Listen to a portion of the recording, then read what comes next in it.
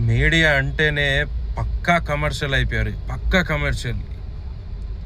ఆకలి చావులు, ఏదన్నా ప్రాబ్లమ్స్‌లో చచ్చిపోయేవాళ్ళు, గవర్నమెంట్ నుంచి సాయం అందక చచ్చిపోయేవాళ్ళు, రోడ్డు సమస్యలు ఎన్నెన్నో, నీళ్ల సమస్యలని, రోడ్డు సమస్యలని ఎన్నెన్నో ఉంటే వీటి గురించి ఎక్కడా పెద్ద రిస్క్ తీసుకుంటున్నట్టు కనిపించరు. కానీ మీడియా ఒక సినిమా ప్రమోషన్స్‌కొచ్చి ఆ సినిమాలో సంబంధం లేని విషయాల గురించి ఎలా అడుగుతారంటే, సార్ మీరు రోజు కాలు ఎత్తుతారంట కదా సార్, పాస్ పోస్తారా, పాస్ పొయ్యరా, పోస్తే ఏ రంగులో ఉంటుంది, పసుపుగా ఉంటుందా, తెల్లగా ఉంటుందా, అసలు ఎలా ఉంటుంది, ఎంత సిల్లీగా క్వశ్చన్స్ అడుగుతారంటే వాళ్ళు పాపం ఇంకేందంటే సినిమా మళ్ళీ ప్రాబ్లం అవుతుంది ఈ మీడియా వాళ్ళతో పెట్టుకుంటే అని భయపడి కొన్ని ఆన్సర్స్ ఇస్తారు. కానీ నిజంగా ఆ ప్లేస్లో టెంపర్ నా కొడుకులాగా నేను గాను ఉంటే నా నోటి నుంచి వచ్చే మాటలే వాళ్ళకి ఆశీర్వాదాలు అవుతాయి.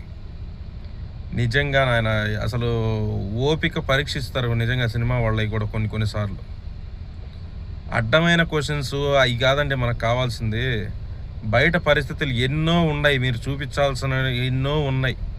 ఉదాహరణకి ట్రాఫిక్ చలనాల పేరుతో ఇష్టం వచ్చినట్టు జరుగుతున్నాయి బయట.